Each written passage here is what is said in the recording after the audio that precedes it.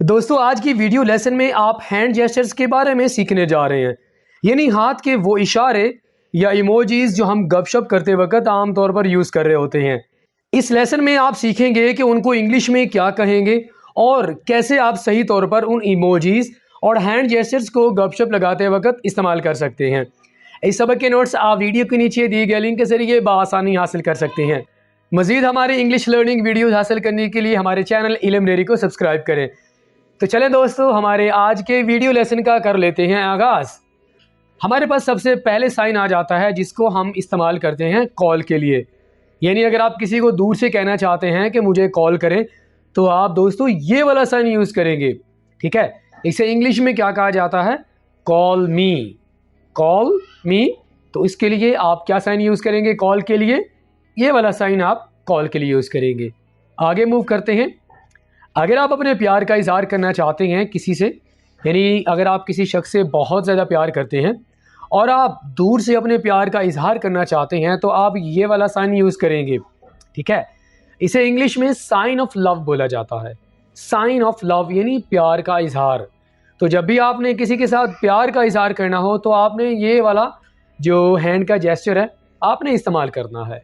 ठीक है, अगर आप किसी को हाय या हेलो कहना चाहते हैं, दूर से आप किसी को हाय या हेलो करना चाहते हैं, तो आप हैंड का ये वाला जो इशारा वो इस्तेमाल करते हैं। इसे इंग्लिश में वेविंग हैंड कहेंगे। वेविंग हैंड, वेव का माना होता है हिलाना।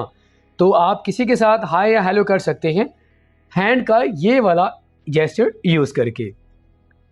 लंबी उम्र और खुशहाली के लिए, यानी अगर आप किसी को दुआ देना चाहते हैं किसी की लंबी उम्र की या खुशहाली के लिए, तो आप हैंड का ये वाला जो जेस्चर है वो इस्तेमाल करते हैं।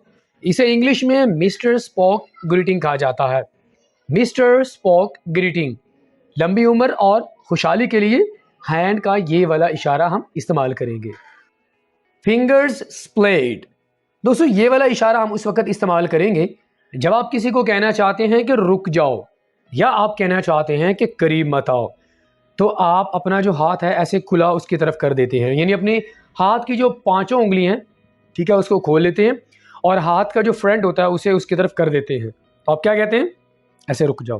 आमतौर पर आप ट्रैफिक पुलिस वाले को देखते हैं कि वो ये वाला इशारा कर रहा होता है। इसका मकसद ये होता है कि रुक जाओ। फिंगर्स स्प्लेड यानी रुक जाओ, करीब मत आओ। रेज बैक ऑफ हैंड, किसी को अपनी तरफ मुतवज्जे करना हो तो आप हैंड का ये वाला जेस्चर यूज़ करेंगे। ठीक है, इसमें आप अपनी उंगलियों को ज़्यादा खोलेंगे नहीं, तो आप ऐसे हाथ का इशारा करेंगे। रेज्ड बैक ऑफ हैंड, अपनी तरफ मुतवज्जे करना, उसके लिए आप ये वाला इशारा यूज़ करेंगे। रुक जाओ या सवाल पूछने के लिए आप ये वाला इशारा इस्तेमाल करेंगे। इसे इंग्लिश में कहा जाता है रेज्ड हैंड, यानी आपका जो खड़ा हुआ हाथ होता है उसको आप ऐसे इशारा करते हैं, तो उसे इंग्लिश में तो हम कहते हैं रेज्ड हैंड, और उर्दू में इसका माना होता है रुक जाओ, यानी या सवाल पूछने के लिए हम इसको इस्तेमाल करते हैं। पॉइंटिंग इंडेक्स फिंगर, ये वाला इशारा हम उस वक्त इस्तेमाल करते हैं जब आप ये कहना चाहते हैं एक चीज़, यानी तीन चीज़ों में से एक चीज़ आप लेना चाहते हैं, तब आप ये वाला इशारा इस्तेमाल करते हैं। या आप किसी से सवाल पूछना चाहते हैं, तब आप हाथ की ये वाली उंगली का इशारा करते हैं। पॉइंटिंग इंडेक्स फिंगर, यानी इसे हम शहादत की उंगली भी कहा जाता है। ठीक है, तो इसका माना क्या होता है? सवाल पूछने के लिए या किसी एक चीज़ के बारे में बात करने के लिए। पॉइंटिंग डाउनवर्ड्स, नीचे की तरफ अगर आप इशारा करना चाहते हैं तो आप इसी शहादत वाली उंगली को नीचे कर देंगे, यानी इंडेक्स फिंगर को आप नीचे करेंगे। तो इसे इंग्लिश में क्या कहा जाता है? पॉइंटिंग डाउनवर्ड्स, यानी नीचे की तरफ इशारा करना। अगर आप अपनी ताकत दिखाना चाहते हैं कि आप कितने पावरफुल हैं, तो आप हाथ का ये वाला इशारा यूज़ करते हैं। ठीक है, आप दूर से ऐसे अपने जो मसल्स हैं वो बनाते हैं। इसका माना क्या होता है कि आप अपनी ताकत दिखा रहे हैं। इंग्लिश में इसे टेंस बाइसेप्स कहा जाता है। टेंस बाइसेप्स, ताकत दिखाना। अगर आप ऊपर की तरफ इशारा करना चाहते हैं, आप कहना चाहते हैं ऊपर पंखे की तरफ देखो, आप हाथ की ये वाली उंगली ऊपर की तरफ कर देते हैं। इसे इंग्लिश में पॉइंटिंग अपवर्ड्स कहा जाता है। पॉइंटिंग अपवर्ड्स, पॉइंटिंग इशारा करना, अपवर्ड्स ऊपर की तरफ। ठीक है, अगर आप दाएं की तरफ इशारा करना चाहते हैं तो आप इसी हाथ की जो उंगली होगी, यानी यही जो उंगली है उसको आप दाएं तरफ मोड़ देंगे। इसे इंग्लिश में कहा जाता है pointing to the right. Pointing to the right यानी दाएं तरफ किसी चीज़ की तरफ इशारा करना। अगर आप किसी चीज़ की कुछ मिकदार बताना चाहते हैं कि भाई थोड़ी सी चीनी, थोड़े से चावल, ठीक है, तो आप हाथ का ये वाला जो जेस्चर है आप इस्तेमाल करते हैं। इसे इंग्लिश में कहा जाता है पिंचिंग। यानी पिंच का माना होता है किसी को जिसे हम पंजाबी में कहते हैं कि चूंटी काटना, ठीक है। तो पिंचिंग का माना क्या होता है? थोड़ी मिकदार के लिए आप हैंड का ये वाला जो साइन है उसको आप यूज़ करेंगे।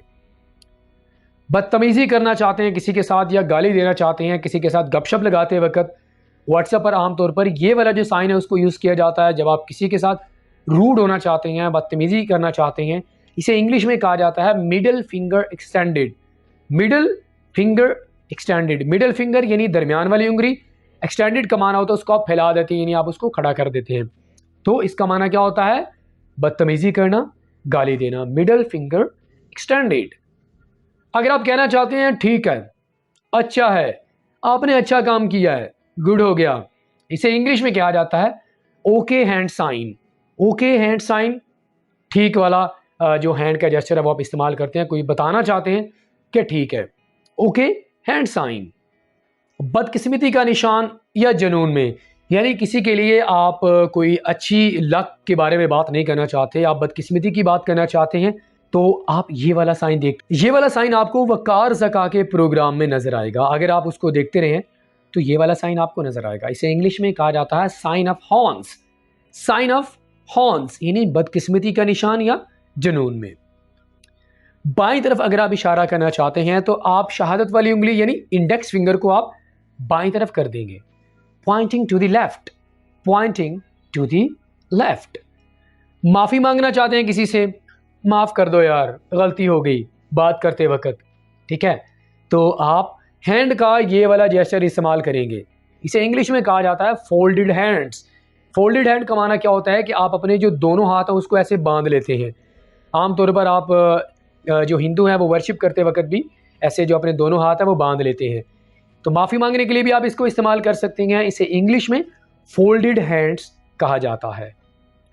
खुशकिस्मती का इशारा करना हो, आपने किसी के लिए गुड लक के बारे में बात करनी हो आपने, इसे इंग्लिश में कहा जाता है क्रॉस्ड फिंगर्स। क्रॉस्ड फिंगर्स यानी आप अपनी दो उंगलियों को यानी एक उंगली को आप दूसरी उंगली पर रख लेते हैं। ये वाला साइन आप बनाकर आप किसी की तरफ अगर कर रहे हैं तो इसका माना होता है गुड लक, गुड फॉर्च्यून, यानी अच्छी किस्मत के बारे में इशारा करने के लिए आप हैंड का ये वाला जेस्चर इस्तेमाल करेंगे। ठीक है दोस्तों, अगर आप कहना चाहते हैं जी शानदार, आला, आपने कमाल का परफॉर्म किया है या आपने अच्छा काम किया है, आपने परफॉर्मेंस अच्छी दी है, तो आप दूर से ये वाला जो साइन है वो ही बनाएंगे। ठीक है।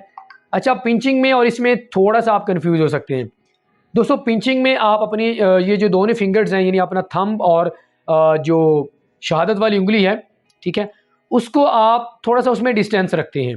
ठीक है। लेकिन जब आप ये कहना चाहते हैं जी ज़बरदस्त, शानदार, तो उस वक्त आप अपनी जो ये वाली शहादत वाली उंगली है उसको आप अपने थंब पे रख लेंगे। इसे इंग्लिश में क्या कहा जाता है? सुपर्ब, फंटास्टिक, यानी शानदार, आला। फिस्ट पॉइंटिंग राइट, मुलाकात करने के लिए, मुबारकबाद देते वक्त आप हैंड का ये वाला जेस्चर इस्तेमाल करते हैं, फिस्ट पॉइंटिंग राइट। फिस्ट का माना होता है मुट्ठी, पॉइंटिंग राइट का माना होता है कि आप अपनी मुट्ठी को दाईं जानिब कर रहे होते हैं। ठीक है। आमतौर पर आप देखते हैं कि जब आप किसी से मुलाकात करते हैं, किसी को मुबारकबाद देते हैं, तो आप ये वाला इशारा यूज़ कर रहे होते हैं। अच्छा दोस्तों, ये वाले जो जेस्चर्स हैं इनको 99% इनको सोशल मीडिया पर गपशप लगाते वक्त इस्तेमाल किया जाता है। अगर आप फेस टू फेस होते हैं तो आप इनको बहुत कम इस्तेमाल करते हैं। ठीक है। तो आप इनको व्हाट्सएप या फेसबुक पर आमतौर पर इस्तेमाल करते हैं, इंस्टाग्राम या ट्विटर पर बात करने के लिए। फिस्ट पॉइंटिंग राइट यानी मुलाकात या मुबारकबाद देते वक्त आप हैंड का ये वाला जेस्चर यानी साइन आप यूज़ करते हैं। ठीक है। Raising both hands, raising both hands, खुशी का अगर आपने इजहार करना हो तो आप अपने जो दोनों हाथ हैं ऐसे खड़े कर लेते हैं और अपने जो थंब हैं उनको दोनों को मिला लेते हैं और अपना हाथ अपने जो दोनों हाथ हैं उनको आप ऐसे खड़े कर लेते हैं। तो इस साइन का माना होता है आप खुशी का इजहार कर रहे हैं, आप खुश हो रहे हैं। इसे इंग्लिश में क्या कहा जाता है? रेजिंग बोथ हैंड्स, यानी दोनों हाथों को ऐसे खड़ा कर लेना। जीत या फतह के लिए, पाकिस्तान अगर जीत जाता है तो आप ये वाला जो साइन है वो यूज़ करते हैं। यानी आमतौर पर आप अपनी जीत का इजहार करना चाहते हैं, फतह के बारे में बात करना चाहते हैं, इशारा करना चाहते हैं, तो उसके लिए आप अपनी जो दोनों फिंगर्स हैं, दरमियान वाली और ये इंडेक्स फिंगर, इसको ऐसे खड़ा कर लेते हैं और अपना जो थंब होता है उसको आप ऐसे अपनी जो थर्ड वाली फिंगर उसके ऊपर रख लेते हैं। इसका माना क्या होता है? Victory hand. इसका माना होता है जीत या फतह को जाहिर करना। इंग्लिश में इसे विक्ट्री हैंड कहा जाता है। Raised fist. रेज्ड फिस्ट, ताकत को जाहिर करना हो या आपने किसी के साथ इत्तेहाद यकजहती को जाहिर करना हो तो आप अपना जो हाथ है उसको इस तरह बना लेते हैं, अपनी जो चारों फिंगर्स हैं उसके ऊपर अपना थंब रख लेते हैं। इसका माना क्या होता है कि आप ताकत का इजहार कर रहे हैं या आप किसी के साथ इत्तेहाद या यकजहती की बात कर रहे हैं। इंग्लिश में इसे रेज्ड फिस्ट कहा जाता है क्योंकि इसमें आप अपनी जो मुट्ठी है उसको ऐसे लहरा रहे होते हैं, खड़ा कर रहे होते हैं। अगर कोई चीज़ आपको पसंद आ गई है तो आप क्या कहते हैं? ये वाला अंगूठा जो है ना यूज़ करते हैं, ठीक है। अंगूठे को आप ऐसे यूज़ करते हैं, इसको खड़ा कर लेते हैं। थम्स अप साइन इसे इंग्लिश में कहा जाता है, thumbs up sign. Palms against each other. Palms against each other यानी दोनों जो मुट्ठियाँ एक दूसरे के साथ हो जाएंगी। ये वाला जो साइन है ये शो करता है कि आप किसी के लिए दुआ कर रहे हैं, ठीक है। दुआ करने के लिए आप ये वाला जो हैंड का जेस्चर है उसको आप इस्तेमाल करेंगे, जिसे इंग्लिश में पाम्स अगेंस्ट ईच अदर बोला जाता है। ये वाला साइन हम उस वक्त इस्तेमाल करते हैं जब आप ताली बजा रहे होते हैं, ठीक है।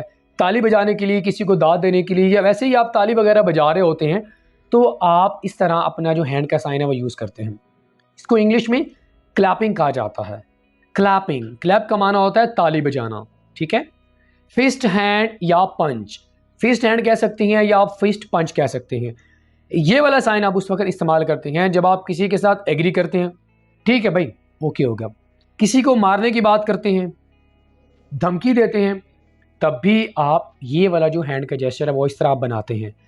तो 3 सिचुएशन में आप इसको यूज़ कर सकते हैं। किसी के साथ रजामंदी ज़ाहिर करनी हो, आपने किसी को मारने के लिए या धमकी देने के लिए, तो आप अपनी जो फिस्ट है उसको बना लेते हैं। और आप पंच भी इसको कह सकते हैं, फिस्ट पंच भी कह सकते हैं इसको, ठीक है। इसका माना क्या होता है? रजामंदी ज़ाहिर करना या किसी को मारना। इस वाले साइन को हम उस वक्त इस्तेमाल करते हैं जब आप किसी के साथ गले मिलने की बात करते हैं। यानी अगर आप अपने दोस्त से बात कर रहे हैं, आप अपने किसी बिलवर्ड से बात कर रहे हैं, तो आप ये वाला साइन तब यूज़ करते हैं जब आप उसको यानी हग वाला जो साइन है वो भेजना चाहते हैं, तो आप ऐसे करेंगे। इसको इंग्लिश में ओपन हैंड्स कहा जाता है, ओपन हैंड्स, ठीक है। तो हमारे पास जो लास्ट जेस्चर है वो आ जाता है राइटिंग हैंड। राइटिंग हैंड का माना क्या होता है कि यानी लिखाई वाला हाथ। यहाँ पर हम लिखाई वाला हाथ बोलेंगे। तो जब आप पेंसिल वगैरह को पकड़ कर लिख रहे होते हैं तो आप ये भी एक तरह का साइन बन जाता है, हैंड का साइन बन जाता है, ठीक है।